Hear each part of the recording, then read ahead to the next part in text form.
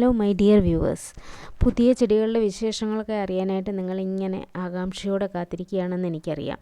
അപ്പോൾ ഒട്ടും വിഷമിക്കേണ്ട, നല്ലൊരു ചെടി തന്നെയാണ് ഇന്ന് ഞാൻ കൊണ്ടുവന്നിട്ടുള്ളത്. നിങ്ങൾക്കൊരു നിരാശയ്ക്കും വഴിയില്ല. കാരണം ഈ ഒരു ചെടിയെക്കുറിച്ചൊക്കെ അറിയാനായിട്ട് നമ്മൾ പലയിടത്തും സെർച്ച് ചെയ്യുന്നുണ്ടായിരിക്കും, അല്ലെങ്കിൽ നമുക്ക് അതിനെക്കുറിച്ച് അധികമൊന്നും അറിവില്ലായിരിക്കും. എല്ലാവരുടെ വീടുകളിലൊന്നും ഉണ്ടായിരിക്കാനും വഴിയില്ലാത്ത ചെടികളാണിത്. കാരണം നമ്മുടെ ക്ലൈമറ്റിൽ വളരുന്ന ചെടികളല്ല. ഗ്ലാഡിയോലസ് എന്നാണ് ഈ പ്ലാന്റ്. അതാണ് ഞാൻ നിങ്ങളെ ഇന്നത്തെ വീഡിയോയിലൂടെ പരിചയപ്പെടുത്തുന്നത്.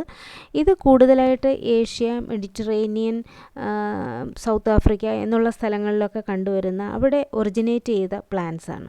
അപ്പോൾ അതുകൊണ്ട് തന്നെ ഈ പ്ലാന്റിനെ നമ്മളിവിടെ വളർത്തുന്നുണ്ട്. അപ്പോൾ അത്രയും കെയർ കൊടുത്തൊക്കെ വേണം ഈ ചെടികളെ വളർത്താനായിട്ട്. അപ്പോൾ ഈ ചെടിയെക്കുറിച്ച് കൂടുതൽ ഡീറ്റെയിൽസ് നമുക്കറിയണ്ടേ. അതിൻ്റെ ഗ്രോയിങ് കണ്ടീഷനും അതിനെന്തൊക്കെയാണ് ക്ലൈമറ്റിക് കണ്ടീഷൻസ്, ബാക്കിയുള്ള അതിൻ്റെ ഗ്രോത്ത് നെസസിറ്റീസ് ഒക്കെ അറിയണമെങ്കിൽ, അതിൻ്റെ പ്രൊപ്പഗേഷൻ, അതിൻ്റെ ഫെർട്ടിലൈസേഷൻ, ഈ കാര്യങ്ങളൊക്കെ നിങ്ങൾക്കറിയണ്ടേ. അപ്പോൾ നിങ്ങൾക്ക് ഈ കാര്യങ്ങളൊക്കെ പറഞ്ഞു തരാൻ വേണ്ടിയിട്ടാണ് ഞാൻ ഇന്നത്തെ വീഡിയോയിൽ ഈ ഒരു ചെടിയെ നിങ്ങൾക്കായിട്ട് പരിചയപ്പെടുത്തുന്നത്. അപ്പോൾ നിങ്ങളെല്ലാവരും എന്താണ് ചെയ്യേണ്ടതെന്നറിയാലോ. എൻ്റെ വീഡിയോ ഫുള്ളായിട്ട് കണ്ട ശേഷം അതിന് ചാനൽ സബ്സ്ക്രൈബ് ചെയ്യുക. വീഡിയോ ഇഷ്ടപ്പെട്ടെങ്കിൽ ലൈക്ക് ചെയ്യുക, കമൻസും അറിയിക്കണം. അപ്പോൾ നമുക്ക് കൂടുതൽ ഡീറ്റെയിൽസിലേക്ക് പോകാം. ഫസ്റ്റ് ഓഫ് ഓൾ ഞാൻ നിങ്ങൾക്ക് പറഞ്ഞു തരാൻ പോകുന്നത്, ഈ പ്ലാന്റ് ഒരു പെറണിയൽ പ്ലാന്റാണ്. ഒരു ഹെർബേഷ്യസ് പെറണിയൽ പ്ലാന്റാണ്. അതായത് ഈ പ്ലാന്റ് പെട്ടെന്ന് നശിക്കുന്നതല്ല. ഇത് പൂത്ത് ആ ചെടികളിൽ പൂവൊക്കെ വന്ന ശേഷം ചെടി ഒരുപക്ഷെ പട്ടു പോയിരുന്നാലും അത് അതിൻ്റെ ബൾബ്, അല്ലെങ്കിൽ അതിന് കോംസ് എന്ന് പറയും കേട്ടോ, കോമസ് ഫ്ലവറിങ് പ്ലാന്റ് ആണ് ഈ ഗ്ലാഡിയോലസ്. അപ്പോൾ അതിൻ്റെ കോംസ് ഇങ്ങനെ മണ്ണിനടിയിൽ കാണും. അത് നമുക്ക് എടുത്തിട്ട് അതിൽ നിന്ന് അടുത്ത ജനറേഷനെ നമുക്ക് പ്രൊപ്പഗേറ്റ് ചെയ്യാനായിട്ട് സാധിക്കുന്ന പ്ലാന്റ് ആണ്. അതുകൊണ്ടാണ് അതിനെ പെറണിയൽ പ്ലാന്റ് എന്ന് പറയുന്നത്. Gladiolus is a genus of perennial comous flowering plant in the iris family Iridaceae. Gladiolus എന്ന വാക്ക് തന്നെയാണ് ഇത് ഉൾപ്പെടുന്ന ജീനസിൻ്റെയും പേര്. അപ്പോൾ ഗ്ലാഡിയോലസ് എന്ന് പറയുന്ന ജീനസിൽ വരുന്ന പ്ലാന്റ് തന്നെയാണിത്. അതുകൊണ്ട് തന്നെ നമ്മളിതിനെ ഗ്ലാഡിയോലസ് എന്നാണ് മിക്കവാറും അറിയപ്പെടാറുള്ളത്. സോഡ് ലില്ലി എന്നാണ് ഇതിൻ്റെ മറ്റൊരു കോമൺ നെയിം. ഇനി ഈ ജീനസിൽ തന്നെ ഒത്തിരിയേറെ സ്പീഷീസുകൾ വരുന്നുണ്ട്. അതായത് ഒരു 180-200ഓളം സ്പീഷീസ് പ്ലാന്റ്സിൽ വരുന്നുണ്ട്. അതിൽ ചിലതിൻ്റെയൊക്കെ പേര് നമുക്ക് നോക്കാം. Friendship, white friendship, Oscar, Apsara, Pusa Srijana, Solan Mangala, ഇങ്ങനെയൊക്കെയുള്ള കുറച്ച് വെറൈറ്റീസ് ഇതിൽ കോമൺ ആയിട്ട് കണ്ടുവരുന്നതാണ്. ഇപ്പോൾ ഞാൻ ഈ പ്ലാന്റ്സിനെ, അതായത് ഇതിൻ്റെ കോംസിനെ ഞാൻ വാങ്ങിയത് ലുലു മോളിൽ ഒരു ഫ്ലവർ ഷോ നടന്നപ്പോൾ അവിടെ വെച്ചാണ് ഞാൻ ഈ പ്ലാന്റ്സിൻ്റെ കോംസ് കണ്ടതും അവിടെ നിന്ന് വാങ്ങിയതും. അപ്പോൾ വാങ്ങിയിട്ട് ഞാൻ ഇതിനെ പ്ലാന്റ് ചെയ്തതിൻ്റെയൊക്കെ വീഡിയോസ് ഞാൻ എടുത്തിട്ടുണ്ടായിരുന്നു. അതുകൂടി നിങ്ങളുടെ നോളജിലേക്കായിട്ട് ഞാൻ ഇതിൽ കൂടി ചേർക്കുന്നുണ്ട്. അപ്പോൾ സപ്പോസ് നിങ്ങളുടെ കയ്യിൽ കോംസ് ഉണ്ടെന്ന് വയ്ക്കൂ, ഈ ഗ്ലാഡിയോലസിൻ്റെ കിഴങ്ങ് നിങ്ങളുടെ കയ്യിലുണ്ടെന്ന് വെച്ചോ. അപ്പോൾ നിങ്ങൾ എങ്ങനെയാണ് നടേണ്ടതെന്ന് ഇത് നോക്കി ചെയ്താൽ മതി. ആദ്യം പോട്ടെടുത്തിട്ട് അതിൻ്റെ അടിഭാഗത്തായിട്ട് കുറച്ച് കല്ലുകളെല്ലാം ഇട്ട് കൊടുക്കണം. കണ്ടില്ലേ, കല്ലുകൾ ആദ്യം നിരത്തണം, വെള്ളം വാർന്നു പോകാനായിട്ടാണ്. എന്നിട്ടാണ് അതിൻ്റെ പുറത്ത് നല്ല ഡ്രൈ ലീവ്സ് ഇടുക. എന്നിട്ട് അതിൻ്റെ പുറത്തേക്ക് നമ്മൾ കുറച്ച് ചാണകപ്പൊടി ഇട്ട് കൊടുക്കണം. ഇപ്പോൾ 4 പോട്ടാണെങ്കിൽ 4 പോട്ടിൽ ഇതുപോലെ തന്നെ ചെയ്യുക. ചാണകപ്പൊടി ഇട്ട് കൊടുക്കുക. 4 അതുപോലെ ഇട്ട ശേഷം നമുക്ക് ഇനി അതിൻ്റെ മുകളിലായിട്ട് നമ്മൾ എന്താ ചെയ്യേണ്ടതെന്ന് വെച്ച് കഴിഞ്ഞാൽ കൊക്കോപീറ്റ്, ചകിരിയുടെ പൊടിയുണ്ടല്ലോ, കൊക്കോപീറ്റ്, അതിന് നല്ലതുപോലെ നമുക്ക് മാർക്കറ്റിൽ വാങ്ങാൻ കിട്ടുമല്ലോ, ഒരു കേക്ക് രൂപത്തിൽ കിട്ടും. അതിനെ നമ്മൾ വാങ്ങിച്ചുകൊണ്ട് വന്നിട്ട് കുറച്ചെടുത്ത് വെള്ളത്തിലിട്ട് 2 ദിവസം വെള്ളത്തിലിട്ട് വെച്ചിട്ട് നല്ലതുപോലെ പിഴിഞ്ഞ് വാരിയെടുത്ത് ഉണക്കിയെടുത്ത് വെക്കുകയാണെന്നുണ്ടെങ്കിൽ നമുക്ക് ഇതുപോലെ ഉപയോഗിക്കാൻ പറ്റും. അങ്ങനെ നമ്മൾ റെഡിയാക്കി വെച്ചിട്ടുള്ള കൊക്കോപീറ്റ് ഈ ചാണകപ്പൊടിയുടെ മുകളിലായിട്ട് നമുക്ക് കുറച്ച് ഇട്ട് കൊടുക്കാം. കാരണം എല്ലാത്തിൻ്റെ മുകളിലും ടോപ്പ് ലെയറായിട്ട് ഈ കൊക്കോപീറ്റ് നനവുള്ളത് വയ്ക്കുക. ഭയങ്കര നനവ് വേണ്ട, എങ്കിലും ഒരു മീഡിയം സൈസ് നനവിൽ അത് വയ്ക്കുക. ഇനി ഇതിൻ്റെ മുകളിലാണ് നമ്മൾ ഈ കോംസ് വയ്ക്കേണ്ടത്. കോംസ് എന്ന് പറയുമ്പോൾ കാണുമ്പോൾ ഒരു സവാള പോലെയൊക്കെ തോന്നും, അതിൻ്റെ ഷേപ്പും അതുപോലെയൊക്കെയാണ് ഇരിക്കുന്നത്. അപ്പോൾ 4 എൻ്റെ കയ്യിൽ കിട്ടിയിട്ടുണ്ടായിരുന്നു. ഞാൻ 4 വാങ്ങിയിരുന്നത്. അത് ഇതിൻ്റെ 4 പോട്ടിലായിട്ട് നമുക്കിതിൻ്റെ മുകളിൽ തന്നെ വയ്ക്കാം. കാരണം കൂടുതൽ താഴ്ത്തി വെക്കരുത്. അത് താഴ്ത്തി വെക്കുകയാണെന്നുണ്ടെങ്കിൽ വെള്ളം അതിൽ കെട്ടി നിന്നിട്ട് അത് കിളിർക്കില്ല, അത് അങ്ങനെ ഡീക്കേ ആയി പോവും, അഴുകി പോവുകയാണ് ചെയ്യുന്നത്.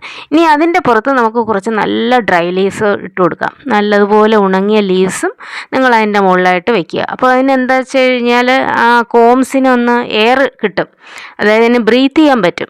അങ്ങനെയാണെങ്കിൽ അത് കിളിർത്ത് വരുള്ളൂ കേട്ടോ. അപ്പോൾ അതുകൊണ്ട് ഇപ്പോൾ കിളിർത്ത് വന്നിട്ടുള്ളതിൻ്റെ ഒരു വീഡിയോ ആണ് ഞാൻ നിങ്ങൾക്കായിട്ട് അതും കൂടെ ആഡ് ചെയ്തിട്ടുണ്ട്. അത് ഒരു 3-4 മാസം മുമ്പാണ് ഞാനിത് നട്ടിരുന്നത്. ഇപ്പോൾ അതിൻ്റെ ഫ്ലവറിങ് സീസൺ ആയിട്ടുണ്ട്. അപ്പോൾ അത് ഫ്ലവർ ചെയ്ത് വരുന്നത് വരെ ഞാൻ വെയിറ്റ് ചെയ്യായിരുന്നു. കാരണം ഇതെല്ലാം കൂടെ ചേർത്തിട്ടൊരു വീഡിയോ ചെയ്യാം എന്ന് കരുതിയിട്ടാണ് ഞാൻ അതും കൂടെ കാണിക്കാൻ, ആ ക്ലിപ്സും കൂടെ ഇതിൻ്റെ കൂടെ ചേർത്തത്. അങ്ങനെ കാത്തിരുന്ന് എൻ്റെ ഗ്ലാഡിയോലസ് പൂത്തു. ഫ്ലവർ സ്പൈക്സ് വന്നപ്പോൾ തന്നെ എനിക്ക് ഭയങ്കര സന്തോഷമായി. പക്ഷെ കുറച്ച് ദിവസം എനിക്ക് എൻ്റെ വീട്ടിൽ നിന്ന് മാറി നിൽക്കേണ്ടതായ അവസ്ഥ വന്നു. കണ്ടില്ലേ, ഫ്ലവേഴ്സ് എല്ലാം ഫസ്റ്റ് വന്ന ബഡ്സ് എല്ലാം ഫ്ലവർ ചെയ്ത് കഴിഞ്ഞു. പക്ഷെ ആ സമയത്ത് ഞാൻ വീട്ടിലുണ്ടായിരുന്നില്ല. എനിക്കൊരു ട്രാവലായിട്ട് ഞാൻ പുറത്തായിരുന്നു. അങ്ങനെ എനിക്ക് ആ ഫ്ലവറിൻ്റെ ഫസ്റ്റ് ഫ്ലവറിങ് കാണാൻ കഴിഞ്ഞില്ല. അതിന് ഭയങ്കര വിഷമം എനിക്കുണ്ടായിരുന്നു. പക്ഷേ ട്രാവൽ ചെയ്തു, ടൂറായിരുന്നു, നല്ല രസമൊക്കെ ആയിരുന്നു. എങ്കിലും തിരിച്ചു വന്നപ്പോൾ എൻ്റെ ഗ്ലാഡിയോലസിൻ്റെ അവസ്ഥ, ആദ്യത്തെ ഫസ്റ്റ് ഫ്ലവേഴ്സ് എല്ലാം വാടി നിൽക്കുന്ന കണ്ടപ്പോൾ എനിക്ക് ഭയങ്കര വിഷമമായി. അതിനെ നല്ല രീതിയിൽ എനിക്ക് കാണാൻ കഴിഞ്ഞില്ല എന്നുള്ളൊരു വിഷമം ഉണ്ടായി. അതുമാത്രമല്ല ആ സമയത്ത് നല്ല കാറ്റും മഴയൊക്കെ ആയിരുന്നുകൊണ്ട് ഞാൻ തിരിച്ചു വന്നപ്പോൾ ഒരു 8-10 ദിവസം വീട്ടിൽ നിന്ന് മാറിയിട്ട് തിരിച്ചു വന്ന സമയത്തേക്ക് ഈ എൻ്റെ സ്പൈക്സ് താഴോട്ട് ഇങ്ങനെ വീണ് മഴയത്തൊക്കെ കാറ്റടിച്ച് ചാഞ്ഞ് കിടപ്പുണ്ടായിരുന്നു. അത് നിങ്ങൾക്ക് കാണുമ്പോൾ മനസ്സിലാവും. ഞാൻ വന്ന് കണ്ടപ്പോൾ ആ സീൻ കണ്ടപ്പോൾ എനിക്കൊരു വിഷമം ഉണ്ടായി. പിന്നെ ഞാനതിനെ കമ്പൊക്കെ വെച്ച് ഊന്നു കൊടുത്തിട്ട് നല്ലൊരു സപ്പോർട്ട് കൊടുത്തിട്ട് കെട്ടിയൊക്കെ വെച്ചു. അങ്ങനെ കണ്ടില്ലേ, കാറ്റടിച്ചങ്ങ് ചാഞ്ഞ് കിടക്കുമായിരുന്നു. ഞാൻ വരുമ്പോൾ നല്ല ഫ്ലവറൊക്കെ ആയിട്ട് നിൽക്കുകയായിരുന്നു. പക്ഷേ ആ വെയിറ്റ് കൂടിയുണ്ട്. നിങ്ങൾക്ക് ഈ ഒരു പ്ലാന്റ് വളർത്തുമ്പോൾ ഇതിൽ നിന്ന് ഒരു കാര്യം മനസ്സിലാക്കാൻ പറ്റും. ഈ പ്ലാന്റ് ഫ്ലവർ ചെയ്യുന്നതിന് മുമ്പ്, അതായത് അതിൻ്റെ ഫ്ലവറിൻ്റെ സ്പൈക്സ് വരുമ്പോൾ തന്നെ നിങ്ങൾ ചെയ്യേണ്ട ഒരു കാര്യമുണ്ട്. അതിന് നല്ലൊരു സപ്പോർട്ട് കൊടുത്തിട്ട് കെട്ടി നിർത്തുക. നല്ലതുപോലെ കെട്ടി നിർത്തുകയാണെന്നുണ്ടെങ്കിൽ അത് സ്റ്റഡിയായിട്ട് നിന്ന് അതിൻ്റെ ഫ്ലവേഴ്സ് എല്ലാം നമുക്ക് നല്ല രീതിക്ക് കാണാനായിട്ട് കഴിയും. ഇല്ലെങ്കിൽ ഇതുപോലെ താഴേക്ക് വീണ് പൂക്കളൊക്കെ വല്ലാണ്ടായി പോവും. അപ്പോൾ എനിക്ക് തിരിച്ചു വന്നപ്പോൾ ഈ ഒരവസ്ഥയിലാണ് എൻ്റെ ഫ്ലവേഴ്സിനെ കാണാൻ കഴിഞ്ഞത്. എങ്കിലും ചില ഫ്ലവേഴ്സൊക്കെ, ചില ബഡ്സൊക്കെ ഇനിയും പൂക്കാനുണ്ടായിരുന്നു. അതെനിക്കൊരു ആശ്വാസമായി. കുറച്ച് ഫ്ലവേഴ്സെങ്കിലും നേരെ നല്ലതുപോലെ കാണാൻ കഴിഞ്ഞല്ലോ എന്നുള്ളൊരു ആശ്വാസം എനിക്കുണ്ടായിരുന്നു.